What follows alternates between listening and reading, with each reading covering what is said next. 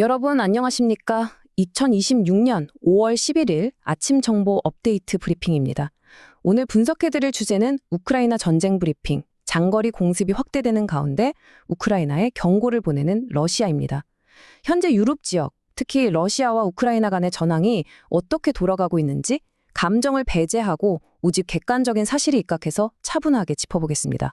본격적인 분석에 앞서 오늘 브리핑의 후원사인 프로웨이브 AI에 잠시 감사의 말씀을 전합니다. 프로웨이브 AI는 상업용 AI 기반 오픈소스 정보 플랫폼인 스타일로 뉴스와 스타일로 인테롭스를 개발한 곳이죠. 스타일로 뉴스는 웹과 모바일 앱을 통해 언제 어디서든 이용하실 수 있습니다. 자, 그럼 바로 시작해볼까요? 오늘 저희가 살펴볼 핵심 포인트는 크게 5가지입니다. 첫째, 전략적 외교 개요. 둘째, 지상 및 공중 전술 상황. 셋째, 나토와 국제사회의 변화. 넷째, 정보공간 여론 분석. 그리고 마지막으로 향후 전망과 주시해야 할 관심 목록입니다. 그럼 첫 번째 파트, 전략적 외교 개요, 교착 상태에 빠진 평화 프로세스부터 살펴보겠습니다. 화면에 보이는 여러 분쟁 지역들이 말해주듯 현재 외교적 상황은 진정한 갈등 해결과는 거리가 멉니다.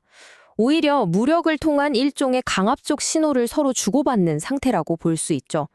양측 모두 당장 정치적인 양보를 할 생각은 전혀 없어 보이고요.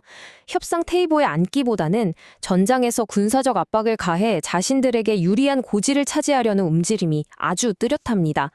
최근 양측이 각기 다른 휴전안을 제시하긴 했습니다. 우크라이나는 5월 5일에서 6일 사이를, 러시아는 전승절과 맞물린 5월 8일에서 9일 사이를 휴전 기간으로 제안했죠. 하지만 결과는 어땠을까요? 안타깝게도 두 제안 모두 실제적인 긴장 완화로는 이어지지 못했습니다. 이른바 휴전 기간이라고 불렸던 날들에도 양측의 상호 타격은 멈추지 않고 계속해서 보고되었으니까요. 이런 결과가 나온 데는 양측의 외교적 입장이 너무나도 다르기 때문입니다. 젤렌스키 우크라이나 대통령은 군사적 압박과 제재를 계속 유지해야만 존엄한 종전이 가능하다는 강경한 입장입니다. 반면에 크렘린궁의 드미트리 페스코프 대변인은 푸틴 대통령이 최종 합의문이 완벽히 준비된 후에만 만날 수 있다며 선을 긋고 있죠. 서로의 전제 조건이 말 그대로 평행선을 달리고 있는 겁니다. 다음은 두 번째 파트. 지상 및 공중 전술 상황, 확대되는 타격 주기입니다. 지금 보시는 숫자 400, 이 수치에 주목해 주시기 바랍니다. 지난 5월 1일과 2일, 단 이틀 동안 러시아가 동원한 드론의 숫자입니다. 무려 200대의 샤헤드 드론을 포함해 400대가 넘는 드론으로 대규모 공습을 퍼부었죠. 물론 우크라이나 방공망이 이 중 388대를 요격해내는 엄청난 방어 성공률을 보여주긴 했지만 공습의 규모 자체만 놓고 보면 정말 전례가 없는 수준이었습니다.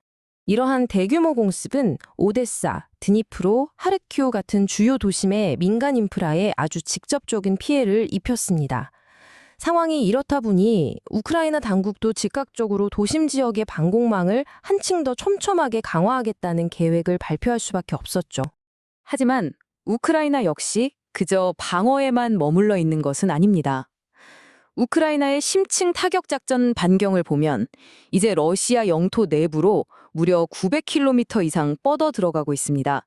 엄청난 거리죠? 현재 전황의 핵심을 짚어보자면 이렇습니다. 러시아가 돈바스 지역, 특히 리만이나 포크로스크 인근에서 소규모 침투 전술로 조금씩 지상군을 밀어붙이고 있는 반면에요.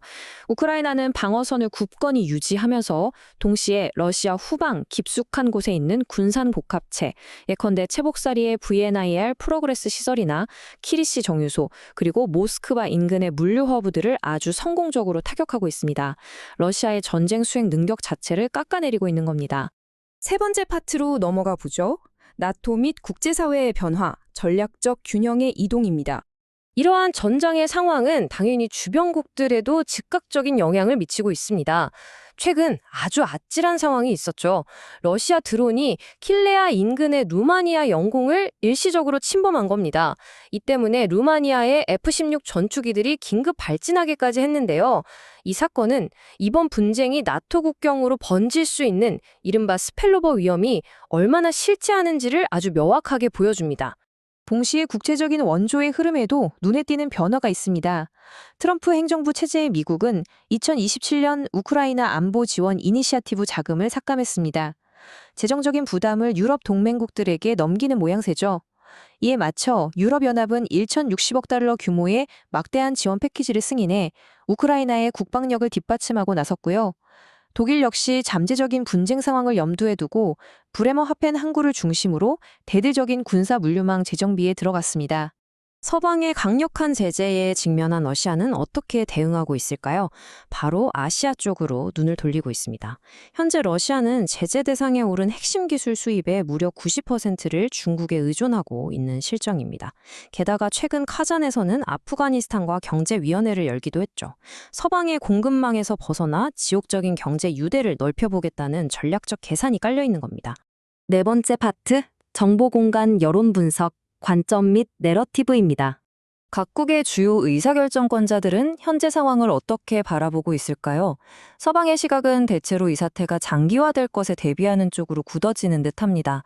크리스텐 미할 에스토니아 총리는 우크라이나가 러시아 본토를 타격하는 것을 정당한 자위권이라며 옹호하고 나섰고, 보리스 피스토리우스 독일 국방장관은 독일 국방체제의 근본적인 패러다임 전환을 선언했죠. 하지만 다른 목소리도 있습니다. 키스켈로그 전 미국 특사 같은 경우에는 러시아가 패배하고 있다고 진단하면서 모스크바를 향해 조속히 합상에 나설 것을 촉구하고 있습니다. 소셜미디어상의 여론도 뚜렷하게 두 갈래로 나뉩니다. 친러시아 성향의 매체인 IZ.RU의 기사를 공유하는 사용자들은 주로 러시아 방공망이 성공적으로 방어했다는 점을 강조하고 나토의 움직임을 도발이라고 비판합니다. 반면 친우크라이나 성향의 키우프포스트.com을 인용하는 사람들은 우크라이나가 얼마나 효과적으로 군사적 압박을 가하고 있는지, 그리고 러시아 정유시설들이 얼마나 큰 타격을 입었는지에 초점을 맞추고 있습니다. 여론의 양극화가 아주 뚜렷하죠. 자, 어느덧 마지막 파트입니다. 전망 및 관심 목록, 전략적 지평을 살펴보겠습니다. 앞으로 우리가 눈여겨봐야 할 주요 일정들을 짚어드리겠습니다. 먼저 지난 5월 9일 모스크바의 전승절 행사는 안보상의 우려로 인해 결국 축소된 규모로 진행됐습니다. 그리고 다가오는 2026년 중반쯤에는 유럽연합 차원의 추가적인 대러 제재와 지원 패키지가 윤곽을 드러낼 것으로 보입니다. 아시아 쪽에서는 올해 내내 우크라이나와 일본 간의 무기 협상이 계속될 전망이고요. 나토 역시 발트해 인근에서의 항공 순찰과 방어 태세를 지속적으로 격상시킬 것으로 예상됩니다. 이 흐름들을 계속 주시할 필요가 있겠습니다. 전 세계적인 동맹 구도의 급격한 재편, 이것이 과연 이 기나긴 소모전의 마침표를 찍게 만들까요? 아니면 또 다른 확전의 불씨가 될까요? 오늘 저희가 준비한 브리핑은 여기까지입니다. 함께해 주셔서 감사합니다. 오늘 다룬 지정학적 이슈에 대해 더 깊이 있는 분석을 원하신다면 즐겨 들으시는 채널에서 스타일로 뉴스 정보 업데이트 팟캐스트를 청취하시거나 이 게시물에 있는 링크를 확인해 보시기 바랍니다. 그리고 stylonews.com에 접속하시면 AI가 제공하는 맞춤형 심층 뉴스를 구독하실 수 있으니 많은 관심 부탁드립니다.